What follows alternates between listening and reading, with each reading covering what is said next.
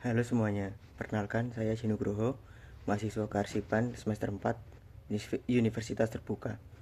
Kali ini saya akan menyampaikan laporan desain mengenai dampak efisiensi anggaran pada sektor pendidikan di Indonesia. Dalam era keterbatasan fiskal seperti sekarang ini, efisiensi anggaran menjadi kunci. Tapi, bagaimana hal ini mempengaruhi kualitas pendidikan kita? Mari kita bahas secara terstruktur, singkat, dan jelas. Efisiensi anggaran adalah upaya pemerintah atau lembaga untuk menggunakan sumber daya keuangan secara optimal dengan mengurangi pembocoran atau pemborosan dan meningkatkan hasil dari dana yang terbatas. Menurut buku materi pokok yang kita dapatkan dari Universitas Terbuka, laporan yang baik harus memiliki atau memuat informasi yang objektif dan relevan. Maka dari itu, dalam menyusun laporan tentang efisiensi anggaran, kita harus melihat data faktual, kebijakan aktual, dan hasil nyata di lapangan. Sektor pendidikan adalah sektor vital yang menyerap anggaran cukup besar. Namun, efisiensi anggaran kadang menyebabkan pengurangan alokasi dana untuk operasional sekolah, pengadaan sarana prasarana, hingga pelatihan guru.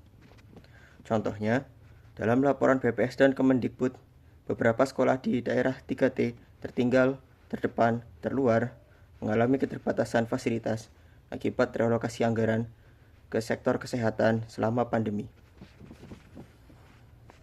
Namun di sisi lain, efisiensi juga mendorong sekolah dan dinas pendidikan berinovasi, misalnya penggunaan platform digital untuk pembelajaran dan pengelolaan administrasi sekolah yang lebih hemat biaya. Efisiensi anggaran bisa berdampak positif jika dilakukan secara strategis, seperti menumbuhkan kreativitas dalam pembelajaran berbasis teknologi, meningkatkan transparansi dan akuntabilitas pengelolaan dana BOS, dan mendorong kolaborasi dengan sektor swasta. Namun, dampak negatif juga tak bisa diabaikan. Pemotongan anggaran bisa mengurangi kualitas pendidikan. Beban kerja guru meningkat karena minimnya staf pendukung, kemudian ketimpangan fasilitas antara sekolah di kota dan daerah semakin melebar. Oleh karena itu, efisiensi juga harus dibarengi dengan penguatan manajemen pendidikan dan penggunaan data yang akurat dalam pengambilan keputusan. Kunci dari efisiensi yang tetap berkualitas adalah inovasi.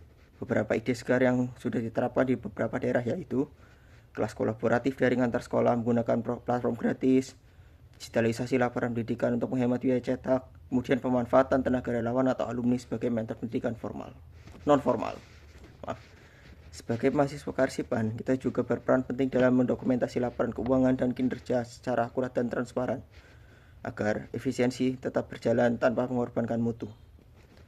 Sebagai penutup, efisiensi anggaran adalah bukan berarti pemotongan membabi buta, tapi justru bagaimana mengelola dana secara cerdas, transparan, bertanggung jawab untuk mendukung masa depan pendidikan Indonesia yang lebih baik. Terima kasih telah menyimak laporan singkat dari saya ini. Mari terus berpikir kritis, kreatif, dan berinovasi. Salam. Assalamualaikum warahmatullahi wabarakatuh. Terima kasih atas perhatiannya.